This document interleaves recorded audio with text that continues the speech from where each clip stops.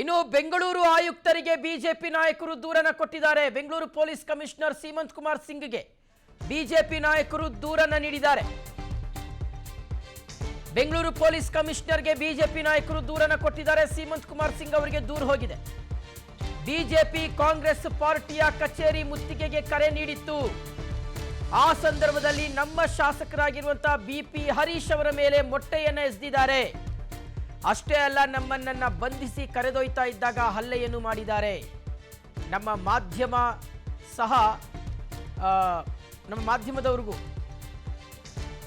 ರಾಡ್ನಿಂದೆಲ್ಲ ಹೊಡೆದಿದ್ದಾರೆ ಅಂತ ಮಾಜಿ ಡಿಸಿಎಂ ಅಶ್ವಥ್ ನಾರಾಯಣ ಅವರ ಮೇಲೂ ಸಹ ಹಲ್ಲೆಯಾಗಿದೆ.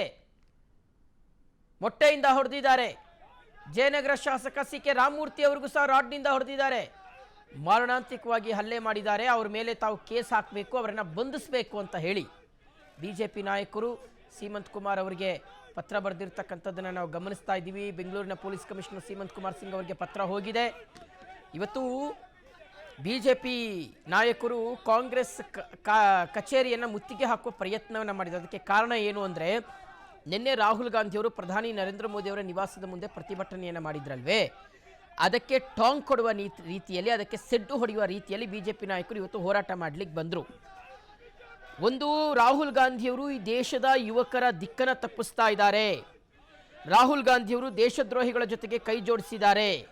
ರಾಹುಲ್ ಗಾಂಧಿಯವರು ದೇಶದಲ್ಲಿ ಅಶಾಂತಿ ವಾತಾವರಣವನ್ನು ಸೃಷ್ಟಿ ಮಾಡಲಿಕ್ಕೆ ಪೂರಕವಾಗಿರ್ತಕ್ಕಂಥ ಕೆಲಸ ಕಾರ್ಯಗಳಲ್ಲಿ ತೊಡಗಿಸಿಕೊಂಡಿದ್ದಾರೆ ಅಂತ ಬಿಜೆಪಿ ನಾಯಕರು ಆರೋಪ ಮಾಡ್ತಾ ಇದ್ದಾರೆ.